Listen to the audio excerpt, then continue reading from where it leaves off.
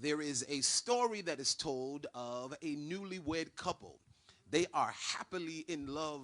They move into a brand new house. And so every Saturday morning, she would find herself in the kitchen and she would prepare orange juice and she would scramble eggs and bake biscuits and she would fry bacon and she would look through the window over the sink as she was washing dishes and she would say to her husband, who was at the table finishing his breakfast, she would say, "Baby, the next door neighbors seem like they are kind, but I'm going to have to introduce to them a new kind of laundry detergent because I see that they hang their clothes on the clothing line in the backyard, but their whites aren't white and their colors aren't clean."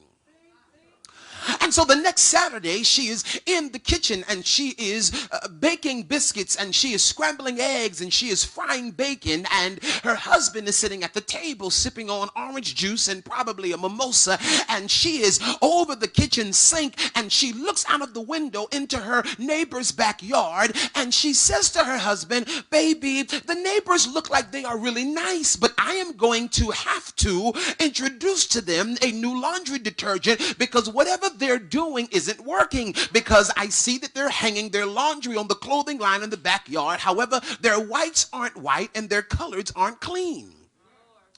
All right, now, the very next week, this would have been the third Saturday, they have just moved into this neighborhood. People have welcomed them with pies and fruit baskets. And this Saturday morning, she gets up and she is baking biscuits and scrambling eggs and frying bacon. And she looks out of the window and she notices that her neighbors are hanging their laundry on the clothing line in the backyard. And she says to her husband, "Baby, they must have gotten a new kind of detergent."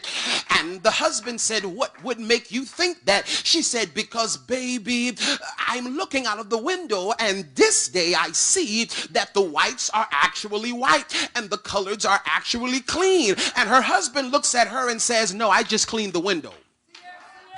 Come here, come here. Because you see, what I've learned is that typically when people view other people, they are normally looking through filthy lenses that oftentimes reflect the essence of who they are. Because to the pure, all things are pure.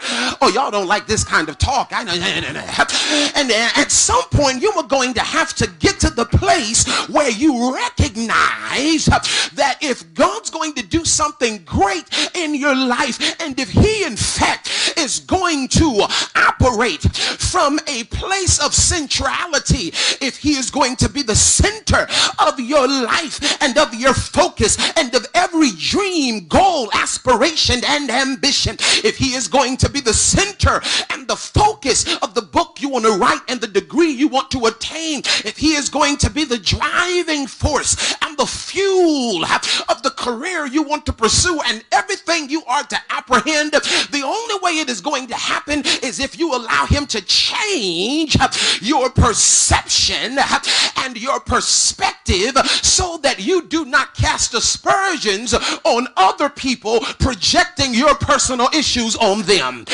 I live